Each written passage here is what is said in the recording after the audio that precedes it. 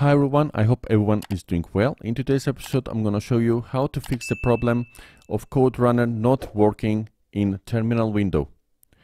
In order to do that, I have done a tutorial here and I'm going to run my code and see what I want to mean. Pressing run, and as you can see now, my output of code is in output section instead of terminal window. Now we're gonna show how to fix this problem, this issue. I'm coming down to manage, left down corner of VS Code. I'm pressing that. I'm coming to settings, and from search bar we are searching something like code runner run in. Okay, and from extensions I'm coming here, run in terminal, checking this, and let's see. I'm coming back, I'm pressing OK, run, and as you can see now I have the result inside my terminal window instead of output terminal.